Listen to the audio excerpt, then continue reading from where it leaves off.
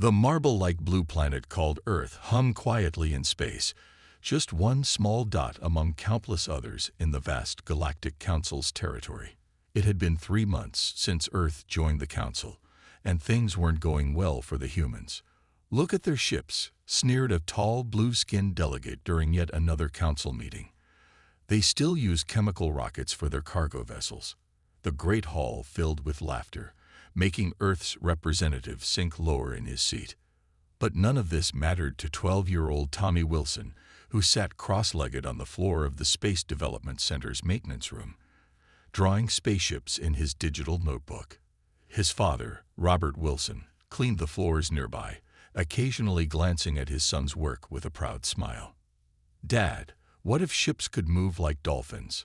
Tommy asked, not looking up from his drawing. His small fingers moved quickly across the screen, adding smooth curves to his latest design. "That's an interesting thought, son," Robert replied, pushing his cleaning cart past the rows of humming computers. "Why dolphins?" Tommy's eyes lit up. "Because they're so smooth in the water.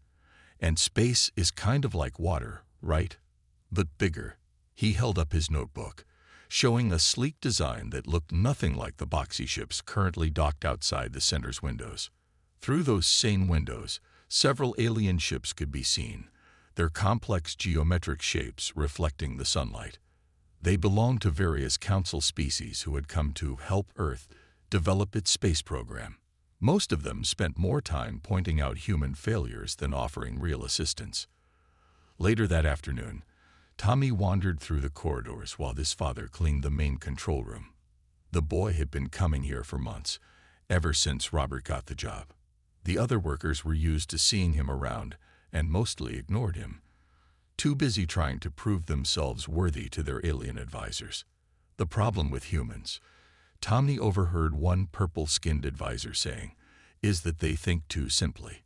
Space travel requires complex solutions. Your minds are just too basic to grasp the concepts. Tommy frowned at these words but kept drawing. He didn't think being simple was bad. His teacher always said that the best answers were usually the simple ones. Besides, he liked how dolphins swam, and nobody could tell him that dolphins weren't good at moving through water. The sun was setting outside, painting the sky in orange and purple stripes. Most workers had gone home, leaving only the night shift and cleaning crew. Tommy sat at an empty desk, adding final touches to his design. He'd spent hours getting the curves just right, making sure his spaceship would slip through space like a dolphin through waves. "Time to go home, buddy," Robert called, pushing his cart toward the exit. "Did you finish your drawing?" "Almost." Tommy saved his work on his notebook. "I just need to figure out how to make the engine part look right. Real dolphins use their tails, but spaceships need engines." Robert ruffled his son's hair. "Well, sometimes the best ideas come after a good night's sleep. Besides, your mom's making pizza tonight." As they walked toward the exit, they passed the main display showing Earth's current space fleet. The ships looked clunky and slow compared to the elegant alien vessels. But Tommy didn't see primitive technology. He saw room for improvement. "Dad," he said suddenly, "do you think anyone would listen if I told them how to make ships better?" Robert looked down at his son, noting the serious expression on his young face. "Maybe not right now, Tommy. But that doesn't mean you should stop trying. Sometimes the best ideas come from unexpected places." They stepped out into the cool evening air, leaving behind the center and its complex problems. Neither of them knew that Tommy's simple drawings would soon turn the galaxy's understanding of space travel upside down. In his pocket, Tommy's digital notebook contained designs that would change everything. But for now, he was just thinking about pizza, dolphins, and tomorrow's adventures. The next day started like any other at the Space Development Center. Tommy sat in his usual corner, working on his spaceship design while his father cleaned nearby. Today, though, something was different. The cleaning console Robert usually used wasn't working properly. "Tommy, could you watch my cart for a minute?" Robert asked, wiping his forehead. "I need to get a replacement console from storage." "Sure, Dad." Tommy nodded, barely looking up from his drawing. He had finally figured out how to make the engine work with his dolphin-inspired design. The solution came to him during breakfast. The engine wouldn't push the ship. It would move it like a dolphin's tail, creating waves in space itself. While waiting, Tommy noticed the cleaning console blinking with a strange light. Curious, he tapped it, wanting to help his dad fix it. The screen lit up, showing what looked like a computer desktop. Tommy's eyes widened. It was connected to the center's main system. Maybe I can save my drawing here, he thought. Then I can show it on the big screens like the real engineers. With a few taps, he found what looked like an upload button. His father had taught him to always be careful with other people's things, but this was just a cleaning console. What harm could it do? He connected his notebook and pressed upload. The screen blinked green, then went dark. Tommy frowned, wondering if he'd broken it. Before he could worry too much, his father returned with the new console. "Everything okay here?" Robert asked, swapping out the old console for the new one. "Yes, Dad." Tommy answered quickly, deciding not to mention his attempted upload. It hadn't worked anyway, or so he thought. Weeks passed, and Tommy's drawing sat quietly in the center's database, buried among thousands of technical files and reports. It might have stayed there forever if not for Dr. Mark, a young engineer who had recently joined the center's research team. Dr. Mark was doing a routine check of the system when he noticed something odd. A file tagged as both maintenance and ship design. Curious, he opened it. "This can't be right," he muttered, staring at his screen. The design was unlike anything he'd seen before.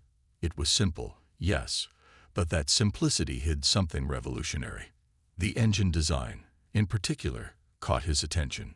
"Hey, Dr. Jones," he called to his supervisor. "Could you look at this?" Dr. Jones walked over, looking annoyed at being interrupted. "What is it now, Mark?" "This design. It's using space like water. See how the propulsion system creates waves in space-time itself. It's brilliant." Dr. Jones leaned closer, his annoyance turning to interest. "Where did this come from?" "It was uploaded through a maintenance console about 3 weeks ago.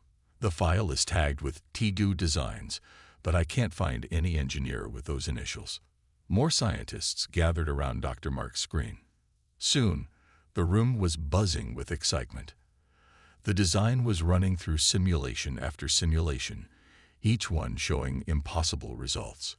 "According to these numbers," Dr. Mark said, his voice shaking slightly, "this ship design could achieve speeds we thought were impossible. It's using principles we completely overlooked." Meanwhile, in another part of the building, Tommy was adding small fins to his latest drawing, unaware that his previous design was causing such a stir. His father mopped the floors nearby, humming quietly. "Dad," Tommy said suddenly, "I think I made the first one better. Want to see?" Robert walked over, smiling at his son's enthusiasm. "Of course, buddy. Show me how it works." As Tommy excitedly explained his improved design, alarms began blaring in the research section. The simulations had just shown that the mysterious design could revolutionize space travel, and somewhere in the center's database, a simple file path still showed the truth. maintenance_upload_TW_designs_dolphin_ship.txt. The Space Development Center buzzed with energy like a disturbed beehive. Scientists rushed from room to room, carrying tablets and talking in excited whispers. The mysterious design had thrown the entire facility into chaos. "These numbers can't be right," Dr. Jones said, running another simulation. "This design would make the ship 50 times faster than anything we've ever seen. Even the aliens haven't achieved these speeds." Dr. Mark nodded, his eyes glued to the main screen. "But look at how simple it is. It's not fighting against space, it's working with it, like a dolphin in water." In the main conference room, Earth's top scientists gathered for an emergency meeting. The room's walls displayed the design from every angle, its smooth curves glowing softly in the dim light. "We need to find who created this," the center's director announced. Check every engineer's records, every submitted design from the past year. Meanwhile, Tommy and his father were eating lunch in the maintenance break room. Robert noticed more people running around than usual but didn't think much of it. Tommy was too busy showing him a new spaceship drawing to care about the commotion. "See, Dad, I made the tail part better." Tommy pointed to his notebook. "Now it moves like a dolphin's tail and a bird's wing combined." Before Robert could respond, Dr. Mark burst into the break room, looking frazzled. "Excuse me," he said to Robert, "but did you upload any files to the main system through your cleaning console recently?" Robert shook his head. "No, sir. Though my console was acting strange a few weeks ago. I had to get a new one." He paused, noticing Tommy suddenly becoming very interested in his sandwich. Dr. Mark sighed, ready to leave, when he noticed Tommy's notebook. His eyes widened as he saw the drawing on the screen. "Wait, what's that?" Tommy looked up nervously. "Just a spaceship I designed. It swims through space like a dolphin." The young engineer's mouth fell open. He looked at the drawing, then at his tablet, then back at Tommy. You drew this." Within minutes, Tommy and his father found themselves in the main conference room, surrounded by shocked scientists and engineers. Tommy's notebook was connected to the main display, showing his original design next to the one that had caused all the excitement. "They're the same design," Dr. Jones announced to the room. This child created what might be the most advanced spaceship design in the galaxy." Tommy shifted uncomfortably in his chair. "I just thought about how dolphins swim," he said quietly. "Space is like a really big ocean, right?" The room fell silent. Then someone started laughing. Not mocking laughter, but the kind that comes when something is so perfectly simple that you can't believe you missed it. "Of course," Dr. Mark exclaimed. "We've been trying to force our way through space, but we should have been flowing with it instead." News of the design spread quickly. Within hours, the Galactic Council demanded an emergency session. Earth's representatives hurried to prepare their presentation, still barely believing that their greatest scientific breakthrough came from a 12-year-old boy's love of dolphins. That evening, as Robert drove them home, Tommy looked worried. "Dad, am I in trouble for using the cleaning console?" Robert chuckled and shook his head. "No, buddy. I think you just changed everything." "I just wanted to make something cool," Tommy said, looking out the window at the stars. "Sometimes," Robert replied wisely, "the coolest things happen when we're just trying to make something we like." Above them, the night sky seemed different somehow, not a barrier to overcome, but an ocean waiting to be explored. And somewhere in that vast space, alien civilizations were about to learn that they had greatly underestimated both Earth and the power of a child's simple imagination. The Galactic Council's Great Hall had never been so crowded. Alien representatives from 100 worlds filled the seats, all eager to see Earth's supposed breakthrough in ship design. At the center of the room, Tommy sat between his father and Dr. Mark, feeling very small under all the strange eyes watching him.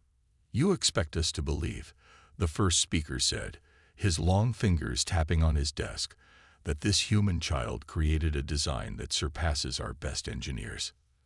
"The simulations don't lie," Dr. Mark replied, standing tall. "The design works.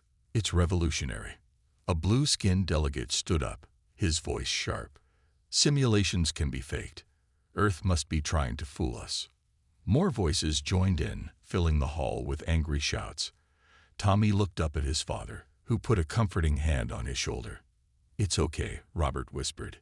"They're just scared because they didn't think of it first." The Earth representative, Mr. Reed, raised his hand for silence. "We propose a challenge," he announced. "Let us build the ship. If it works as our simulations show, Earth will share the technology with all Council worlds." "And if it fails?" the first speaker asked, leaning forward. "Then Earth will admit to attempting to deceive the Council and accept whatever punishment you decide." The hall erupted in excited whispers. The aliens hadn't expected such a bold offer. Tommy tugged on Dr. Mark's sleeve. "But it will work, right?" he asked quietly. Dr. Mark smiled. "Your design is solid, Tommy. Sometimes the simplest solutions are the best ones." The first speaker raised his hand, and the hall fell silent. "We accept this challenge. You have 6 months to build your ship, but we have conditions." The conditions came quickly. Earth had to build the ship using only human technology.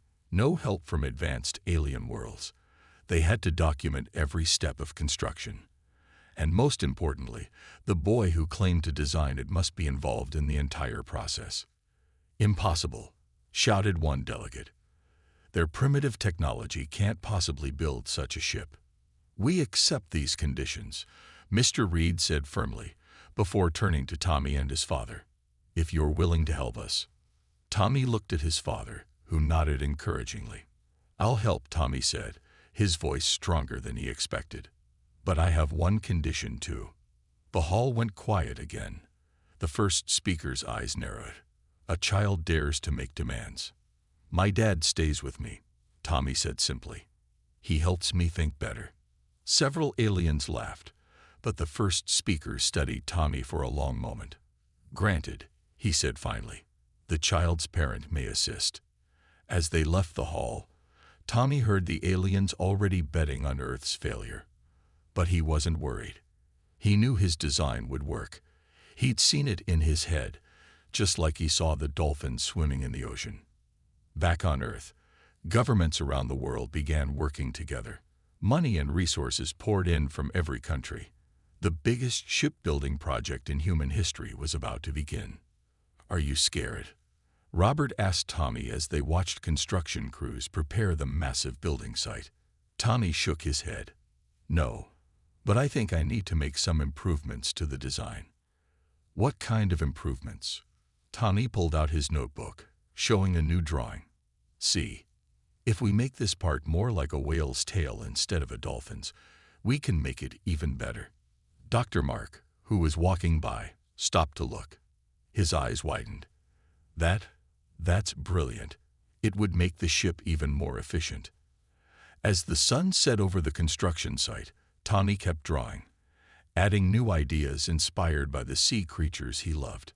Above them, alien ships zipped through the sky, their pilots unaware that their advanced technology was about to be outmatched by a child's simple understanding of how things move through water. The massive construction facility buzzed with activity day and night.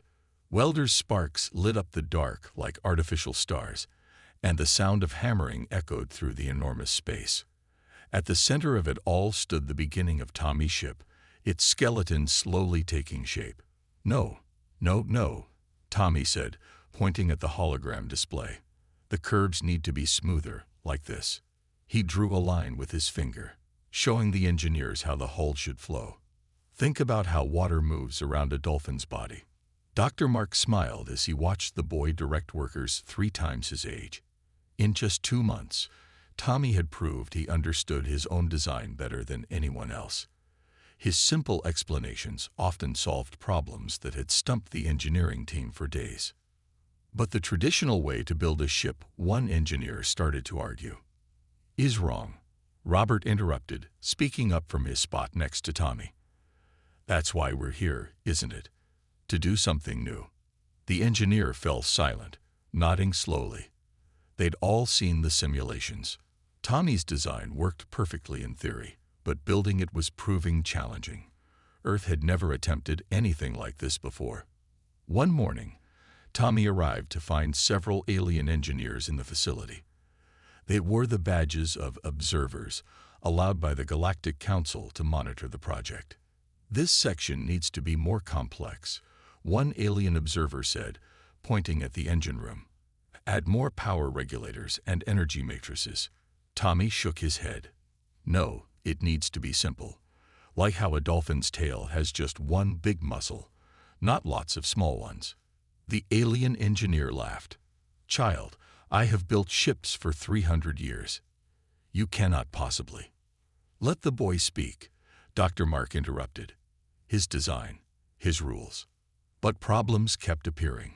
Tools went missing. Plans disappeared from computers. Strange power surges damaged delicate equipment. Someone was trying to sabotage the project. "They're scared," Robert told Tommy one evening as they looked at the half-built ship. "When people are scared of new ideas, sometimes they try to stop them." Tommy nodded, updating something on his notebook. "Dad, remember when you taught me to ride a bike?" "Sure do. You fell down a lot at first. But you told me to keep trying. You said falling down just means you're learning something new." Robert smiled, realizing what his son meant. Every problem they faced was just another chance to learn, to make the ship even better. As the weeks passed, the ship took shape. Its smooth hull gleamed under the work lights, looking more like a sea creature than a spaceship. Tommy's latest improvements made it even more efficient, combining the best features of dolphins, whales, and even seabirds. 3 months left, Dr. Mark announced during a team meeting. "We're ahead of schedule, but we need to be careful. The sabotage attempts are getting worse." That night, as Tommy and Robert walked to their car, they saw something strange. Lights moving inside the facility. Robert called security, and they caught 2 alien engineers trying to plant explosives near the engine room. "The council will hear about this," Mr. Reed promised the next day. "But we need to finish the ship first. Tommy, are you sure about the latest changes?" Tommy stood before the nearly completed ship, its hull curving gracefully like a living thing. "Yes," he said confidently. "It's not just about copying dolphins anymore. It's about understanding why they move the way they do. The ship needs to feel like it's part of space, not fighting against it." The engineers exchanged looks. Somehow, this child understood something they had all missed, that the simplest solutions were often the best ones, and that nature had already solved many of their problems millions of years ago. As the ship neared completion, even the alien observers stopped making suggestions. They could see that something extraordinary was happening, something that would change space travel forever. The morning of the test flight arrived with a clear, bright sky. The ship sat on the launch pad, its silver hull shining in the sunlight. Tommy thought it looked like a dolphin ready to jump into a new ocean, the ocean of space. "All systems check complete," announced Captain Green, the test pilot chosen for the first flight. She had spent months training in simulators, learning how this unique ship worked. "We're ready for launch." The viewing area was packed with people from Earth and across the galaxy. The Galactic Council's first speaker stood at the front, watching carefully. Nobody was laughing at Earth now. They were all holding their breath, waiting to see if this human child's design would actually work. "Wait," Tommy suddenly called out, making everyone freeze. "There's something not right." Dr. Mark rushed over. "What is it, Tommy?" Tommy pointed to his notebook, showing a new drawing. "The tail fin needs to be adjusted, just a little bit, like this. It's like when a dolphin changes its tail angle before a big jump." The engineers quickly checked the calculations. "He's right," one said, sounding surprised. "This small change could improve performance by another 15%. It took 2 hours to make the adjustment, but nobody complained. They had waited 6 months. They could wait 2 more hours to get it perfect. Finally, everything was ready again. Tommy stood between his father and Dr. Mark, watching the countdown begin. Robert squeezed his son's shoulder gently. "No matter what happens," he whispered, "I'm proud of you." Tommy nodded, too nervous to speak. He watched as the ship's new engines began to glow with a soft blue light. Unlike normal rockets, there was no fire or smoke. The ship lifted silently, gracefully, like a whale rising from the depths. Initial power at 10%. Captain Green's voice came through the speakers. "Beginning first speed test." Everyone watched the giant screens showing the ship's progress. The numbers started climbing. 100 kilometers per second. 500. 1,000. "This is impossible," one alien observer muttered, checking his instruments. "At this power level, they shouldn't be able to." 20% power, Captain Green announced. The numbers kept climbing. Suddenly, the ship disappeared from the main screen. For a moment, everyone panicked, until they realized they needed to switch to the long-range trackers. The ship was already past Mars. "This is amazing." Captain Green's excited voice filled the room. "The ship responds better than any simulator. It's like swooning through space." The first speaker stepped forward, his face showing a mix of shock and respect. "How fast?" he asked simply. Dr. Mark checked the final readings, his hands shaking slightly. "At only 30% power, we've achieved speeds 50 times faster than our fastest ships. And the energy usage, it's less than what we use to power this building." The room erupted in chaos. Some aliens demanded immediate investigations, claiming Earth must have cheated. Others wanted to start negotiations for the technology right away. A few simply stood in stunned silence. Tommy wasn't listening to any of them. He was watching the long-range scanner, seeing his ship move through space exactly as he had imagined it would, like a dolphin in its natural home. "The Council acknowledges," the first speaker announced, silencing the room, "that Earth has succeeded. The challenge is met." Robert hugged his son tightly. "You did it, buddy. You really did it." Tommy smiled, but he was already drawing something new in his notebook. "Dad," he said excitedly, "I just had another idea. What if we think about how birds glide through air currents, but in space?" Dr. Mark, overhearing this, started laughing. The alien who had once mocked Earth's primitive technology watched in amazement as a human child continued to redraw their understanding of what was possible in space. 1 year after the successful test flight, the Space Development Center looked very different. The once quiet building now buzzed with activity as engineers from across the galaxy came to learn from Earth.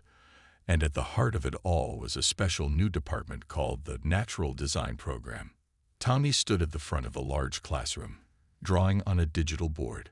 But he wasn't alone anymore. 30 young students from Earth and various alien worlds watched eagerly as he explained his latest idea. "See if you watch how eagles soar through air currents," Tommy said, drawing smooth lines on the board. "You can understand how ships could use space currents the same way." In the back of the room, Robert smiled proudly. He still worked at the center, but now he had a new title, Head of Simple Solutions. His job was to remind the engineers not to overcomplicate things, just as he had done with Tommy. "Mr. Wilson," a young alien student raised their hand. "My parents said space travel had to be complex, but your designs are so simple. How do you do it?" Tommy thought for a moment, then picked up a paper airplane from his desk. "Watch this," he said, throwing it gently. The plane glided smoothly across the room. Did that look complex? The students shook their heads. But it flew, right? Nature figures out the best ways to move. We just need to watch and learn. Dr. Mark, passing by the classroom, stopped to listen. The Space Development Center now had 5 ships built using Tommy's design principles. They had revolutionized space travel, making journeys between stars take days instead of years. And it all started with a boy watching dolphins. Later that afternoon, Tommy and his father walked through the center's new museum. Display cases showed the history of their achievement.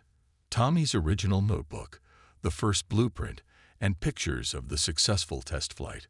But the most popular display was a simple video showing dolphins swimming in the ocean. "Dad," Tommy said, stopping by a window that looked out at the landing pad. "Remember when they used to laugh at Earth's ships?" Robert nodded.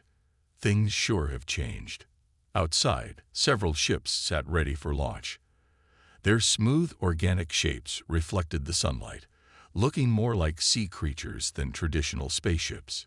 Each one incorporated Tommy's principles, with newer models adding improvements inspired by birds, fish, and other animals. "The first speaker is arriving tomorrow," Robert mentioned. "He wants to see your new training program." Tommy wasn't worried. The Galactic Council had become Earth's strongest supporter, especially after seeing how freely humans shared their new technology. They had learned that progress came not from keeping secrets, but from working together and staying open to new ideas. In the classroom next door, adult engineers from across the galaxy studied videos of Earth's wildlife, learning to see the solutions that had been in front of them all along. Some of the same aliens who had once mocked Earth's primitive technology now eagerly attended these classes. "Time to head home," Robert said. "Your mom's making celebration cake. It's been exactly 1 year since the test flight." As they walked to the car, a group of alien children ran past, holding toy versions of Tommy's ship design. One of them stopped and waved. "Thank you for teaching us, Mr. Wilson." Tommy waved back, smiling. He pulled out his notebook, the same one he'd used a year ago, and opened it to a fresh page. The simple drawings that had changed the galaxy now had company, new designs, new ideas, and new ways of learning from the world around them. "Dad," Tommy said as they drove home under the starlit sky, "I think I know what I want to do when I grow up." "What's that, buddy?" "I want to keep teaching people to see the simple answers. They're always there. Sometimes we just forget to look." Above them, a ship lifted off silently, its dolphin-inspired form gliding effortlessly into space. Earth had found its place in the galaxy, not by copying advanced alien technology, but by remembering to learn from the simplest teachers of all, nature itself.